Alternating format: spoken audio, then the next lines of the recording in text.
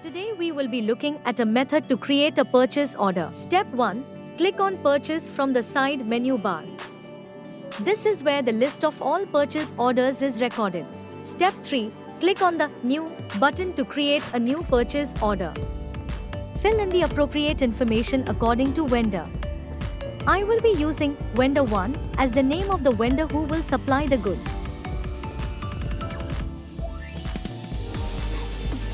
Here you have the vendor reference, currency, order deadline, and expected arrival. Step 4. Fill in the details for the product. Here I am providing details for the product.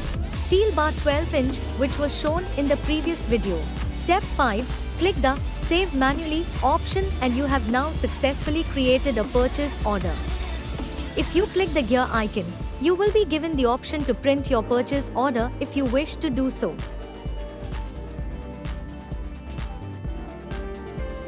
This is the printed copy of the purchase order that we just created.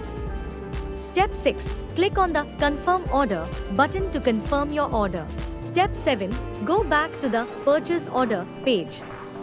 You will now notice the latest purchase order has been updated as the first.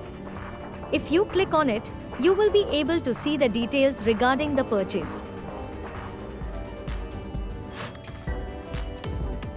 Step 8. Upon receiving the receipt of the goods at our stock room, click on Receive Products and define the quantity. Step 9. Choose the option Validate to confirm the count of the goods received. Now you will be able to see the waiting bills on the purchase order we just made.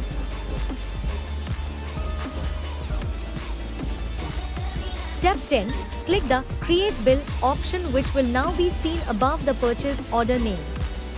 Remember to fill the details regarding bill date and due date. Step 11. Click on the Save Manually option and then press the Confirm option.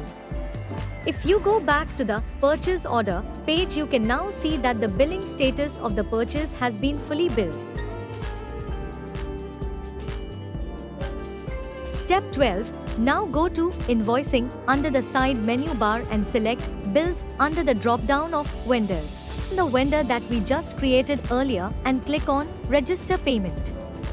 Then a pop-up window named Register Payment will appear on the screen. Step 14. Fill in the details required regarding the journal, the payment method, the amount, the payment date, and the memo. Since the amount I entered here was only partial, some amount is left. It will show partial like so. Step 15. Going back to the Bills page, we can see the bill marked as partially paid.